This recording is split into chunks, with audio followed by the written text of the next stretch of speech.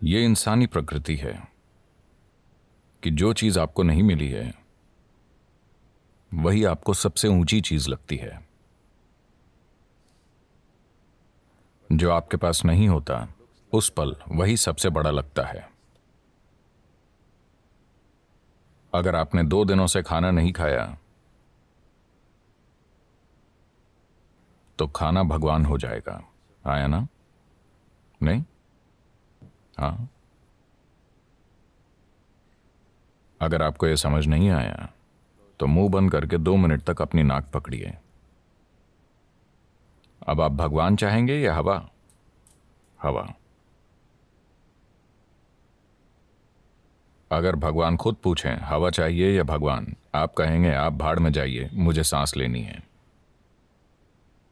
क्योंकि उस पल जो भी चीज आपके पास नहीं होती वो खुद को इतना बड़ा कर लेती है कि बाकी हर चीज को ढक लेती है। या दूसरे शब्दों में, जब आप मजबूरी की स्थिति में होते हैं तब चीजों को वैसा नहीं देखते जैसी वो हैं, वो बहुत बढ़ चढ़ जाती हैं। अगर आपका ब्लैडर भरा है, 1 मिनट, मैं आत्मज्ञान की बात कर रहा हूं। आपका ब्लैडर भरा हुआ है, क्या आपको रुचि होगी? मुझे आत्मज्ञान नहीं चाहिए। फिलहाल बाथरूम जाना ही परम मुक्ति जैसा है। हाँ या ना? तो चाहे जो मजबूरी हो, मजबूरी की स्थिति होने पर आप किसी भी चीज को उसके असली रूप में नहीं देखते। Life will get distorted to make you think that that is it at that moment.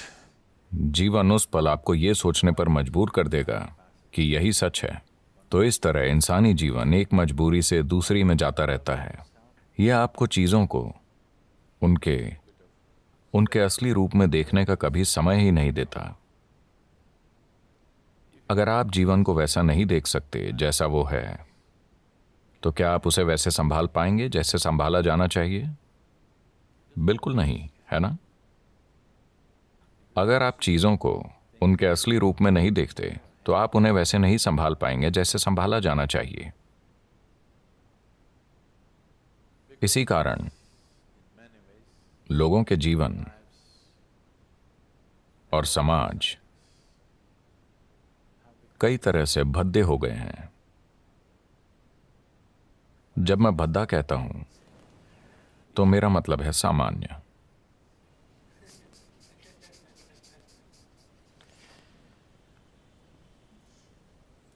मैं एक स्कूल में 14-15 साल के बच्चों से बात कर रहा था।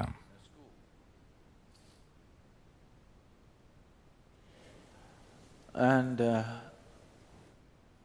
वो लगभग 11-12 लड़के लड़कियां थे। मैं उनसे पूछ रहा था कि वो आगे क्या करेंगे, because they were in the 10th standard or something. क्योंकि वो शायद 10वीं क्लास में थे। वो सिर्फ नौकरी ढूंढकर पैसा कमाने की बात कर रहे थे। मुझे विश्वास ही नहीं हुआ, क्योंकि जीवन भर मैंने कभी पैसे कमाने की नहीं सोची। मेरे पिता अपना सिर पीटते थे, इस लड़के के दिल में डर ही नहीं है, इसका क्या होगा, इसका क्या होगा। मैंने कहा डर नहीं होना समस्या है? मुझे लगा डरना समस्या है। मैंने कभी नहीं सोचा कि डर ना होना समस्या है।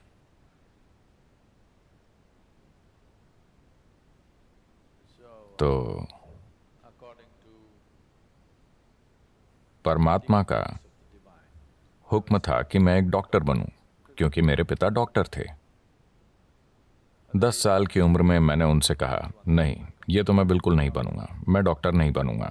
पर रोज कोई ना कोई मुझसे कहता तुम्हें सिर्फ एक डॉक्टर ही बनना चाहिए। आप भारतीय परिवारों को जानते हैं, डॉक्टर बनना ही पड़ता है। आजकल सॉफ्टवेयर सीखना पड़ता है। मैं मैं 8 दिन शिकागो में था।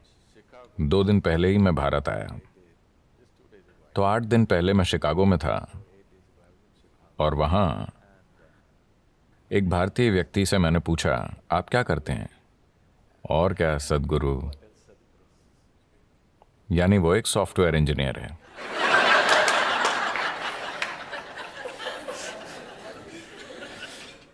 कुछ समय पहले कोई कहता और क्या, तो वो एक डॉक्टर होता। अब कोई कहे और क्या, तो वो एक सॉफ्टवेयर इंजीनियर है। वो डॉक्टर इसलिए नहीं बने कि उन्हें शरीर विज्ञान में रुचि थी। वो सॉफ्टवेयर इंजीनियर इसलिए नहीं बने कि उन्हें इलेक्ट्रॉनिक्स में रुचि है, बस पैसा कमाने के लिए। क्या ये जरूरी नहीं है? मैं ये नहीं कह रहा, मैं बस ये कह रहा हूं कि एक चींटी जिसका दिमाग आपसे 10 लाख गुना छोटा है, वो भी जीवन चला लेती है। आपका दिमाग इतना बड़ा है, आपको क्या समस्या है? मैं ये इसलिए कह रहा हूं क्योंकि ये बुरी तरह से सीमित करने वाला विचार युवाओं पर थोपा जा रहा है कि आपको पैसे कमाने होंगे, कि यही सबसे बड़ी चीज है। इतना बड़ा दिमाग होते हुए पैसा कमाना क्या वाकई कोई समस्या है? मैं जानता हूं कि सभी को यही मानने के लिए तैयार किया गया है, पर ऐसा नहीं है। मैं बता रहा हूं, ऐसा नहीं है। मानव चेतना के लिए पैसे कमाना एक मामूली चीज है, पर दुर्भाग्य से पूरी मानवता अपनी पूरी ऊर्जा और बुद्धि बस पैसा कमाने में लगा रही है। अगर दुनिया में ये नहीं बदलता, मैं ये नहीं कह रहा कि पैसे नहीं कमाने चाहिए, मैं बस ये कह रहा हूं कि इसे पूरी इंसानी चेतना पर हावी नहीं होना चाहिए। अगर आप एक छोटी उंगली से काम करें तो ये पैसे कमा लेगी, इसमें इतनी काबिलियत है। पूरी इंसानी प्रतिभा मुरझाकर मर गई है, सिर्फ इसलिए कि सभी सोच रहे हैं पैसे कैसे कमाएं, पैसे कैसे कमाएं। The moment they can earn a living, they will sit down and become fat. जब वो पैसा कमाने लगते हैं तो वो बैठे बैठे मोटे हो जाते हैं। आपको सोचना चाहिए, मैं इस जीवन के साथ क्या कर सकता हूं, है ना? आपको सोचना चाहिए, इस जीवन के साथ सबसे बड़ी चीज मैं क्या कर सकता हूं, क्योंकि एक दिन आप मर जाएंगे। क्या आप जानते हैं? क्या आपको पता है आप मर जाएंगे? तो मरने से पहले इस जीवन को परम संभावना तक पहुंचना चाहिए, है ना? मैं पैसे कमाता हूं, पैसे कमाता हूं, लोग गर्व से कहते हैं। आप क्यों नहीं देखते कि हर कीड़ा, हर पक्षी, हर जानवर, इस धरती का हर प्राणी जीवन चला रहा है?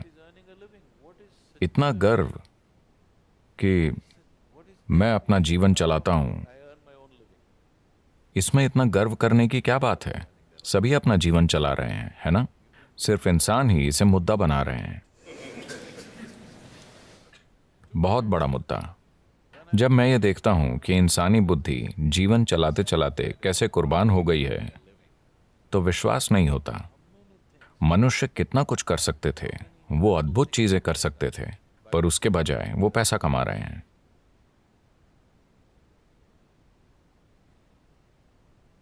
तो ये बहुत जरूरी है। मैं सोच रहा हूं कि हम एक लहर शुरू करें, खास तौर से स्कूलों और कॉलेजों में, कि पैसे कमाना एक छोटी सी चीज है। ये जीवन का प्रमुख उद्देश्य नहीं है। एक छोटी उंगली से आप पैसे कमा सकते हैं। इस बड़े दिमाग के साथ जब चींटियां जीवन चला सकती हैं, तो इस दिमाग को पैसे कमाने के लिए संघर्ष करना चाहिए। यह समस्या बन गई है क्योंकि आप किसी और जैसा बनना चाहते हैं, है ना? आप किसी दूसरे जैसा बनना चाहते हैं। आप गुलाम बन जाते हैं और इस चक्कर में पड़ने के बाद और कुछ नहीं हो पाता। आप हमेशा के लिए इसी में फंस जाते हैं। अब जिस संभावना को हम योग कहते हैं वो शरीर को मरोड़ने, फिट होने या स्वस्थ होने के बारे में नहीं है। अगर आप प्रकृति के साथ तालमेल में हैं तो प्रकृति ये सब कुछ कर देगी। ये अपने सिस्टम की ज्यामिति के माध्यम से ब्रह्मांड की ज्यामिति समझने के बारे में है। मैं इसे ज्यामिति कह रहा हूं क्योंकि ब्रह्मांड एक ज्यामिति है ना? पृथ्वी सूरज के चारों ओर घूम रही है। यह क्या है? डीजल की शक्ति? क्या एक डीजल इंजन इसे धक्का दे रहा है? अगर ऐसा होता तो इंजन की आवाज से हम मर जाते। ज्यामिति इतनी अच्छी है कि धरती बस घूमती ही चली जा रही है ना? आपने लगातार चलने वाली मशीनें देखी हैं? क्या छोटी मशीनें? अगर आप बस ऐसे करें तो वो सालों तक चलती रहेंगी। तो ये बस यही है, ज्यामिति की सटीकता इसे लगातार चलाती रहती है। पूरे ब्रह्मांड में ज्यामिति सटीकता है, तभी ये अपनी जगह पर टिका है, वरना नहीं टिकता। अगर आप अपने शरीर को एक खास तरह से संभालना सीखें, अगर आपके शरीर की ज्यामिति बाकी सृष्टि की ज्यामिति के साथ तालमेल में है, तो अचानक एक तालमेल होगा जिसके द्वारा